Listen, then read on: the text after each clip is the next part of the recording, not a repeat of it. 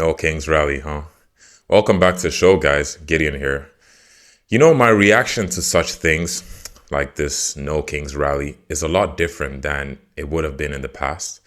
And to some degree, that's probably because I have become a bit desensitized to some of the, frankly, stupidity that exists in the world today. But I also understand something here, and I hope you guys really hear me out because I think this is really important for at least a few people to know.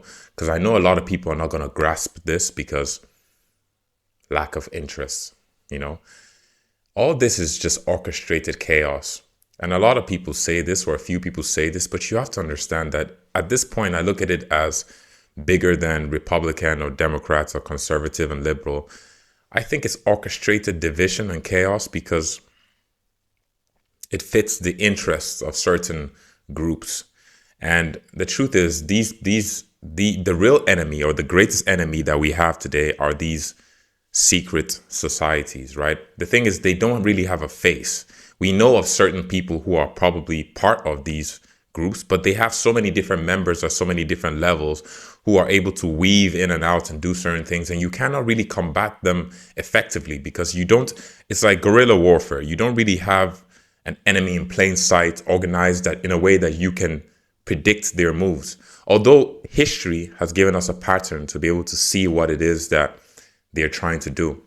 And I believe that the greatest war that we're fighting now is not even on the battlefield. It's somewhat an invisible war. It's an information war amongst other things. And I would encourage people who are encouraged by God to resist, to look at things from the bigger picture. I look at the thousands of people who would go to a rally like this. And, at first I would be like, look at these fools and everything. But now I understand that throughout human history, the masses tend to be very susceptible to being brainwashed into one thing or the other. History has certainly proven that. So we read history and we're like, look at how could these people fall for that? How could they fall for this? But that is the nature of human nature. It is the nature of human nature. Most of us tend to want things the simple way, meaning we don't want to really get too deep into what is, which is why a lot of things, you would find a lot of people being called conspiracy theories when they raise questions about certain things. And these are valid questions. And the general populace would be quick to dismiss these things by the requests of whoever's in power at the time, because they do not even wish to be able to see things from a way that might compromise the way they live. If people realize that things were a lot grimmer than they thought, it affects their whole existence. You cannot be the same anymore. And wouldn't it be nice to be able to just live a simple life, a life without any complexities? The problem is that people don't realize is that your freedoms are slowly being, or let's say, I don't even know if I can say slowly anymore, but are being eroded in real time because you have all these people in power who are able to manipulate you emotionally into feeling one thing or another. And you go out there and you're doing their bidding without even knowing. You're protesting for things and whatnot. And they need you to be emotionally charged. They need to win you over. They need to tell you that whatever it is they're trying to do is to your benefit.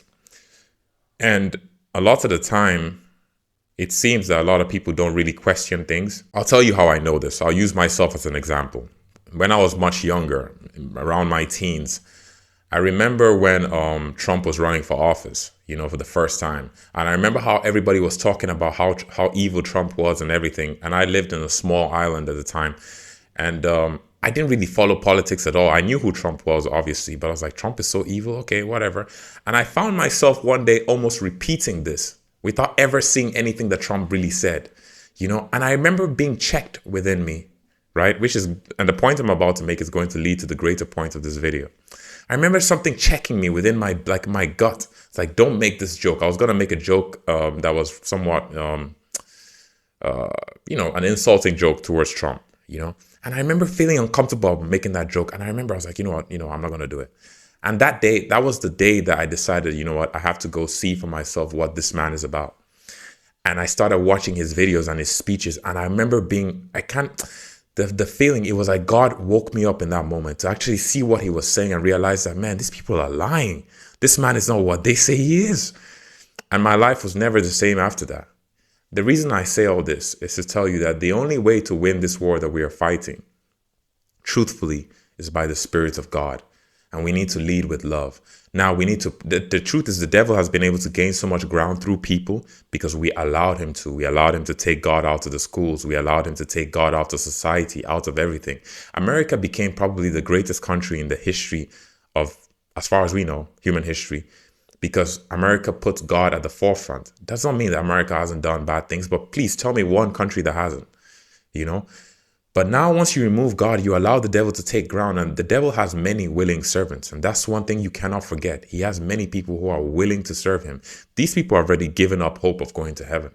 They did. So their existence and their goals are here and now.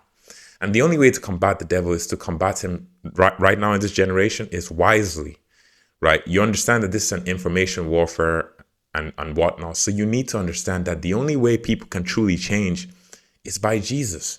It sounds cliche, but it's true. Now, you may preach the gospel to people directly and they receive, and some people don't receive. But another way you can show people is by implementing godly things in whatever sphere you're at.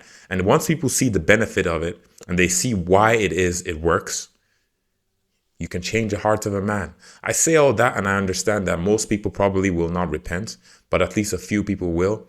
And I think now at this point in time, with all this chaos and confusion, my main goal or hope is that even a few souls could be saved and not go to not go to the damnation of hell, as opposed to trying to change the whole world to fit what it should be. The world is in the bosom of the devil anyways, you know, but at least if some people could be saved and see the light of Jesus Christ, that's a big win. I think that's win enough. And I think that's what I want to encourage other people out there to seek to be doing. I know this may not be the direction that you thought this video was gonna go, but look, man, the world is already so steeped in evil, and some of these things are inevitable. But if you can be a light of Christ in the small sphere that you have changed the world in some way, because this is the devil's terrain and he has limited time. And all these people who serve him also have limited time. But your job is to take away their joy in taking other people's souls and lead them to Jesus Christ. Hey, that's my message. If you like it, hey, hit the subscribe button, share with somebody, but please be vigilant and pay attention to what I'm saying because the times demand it. God bless you guys. I hope you all have a solid week.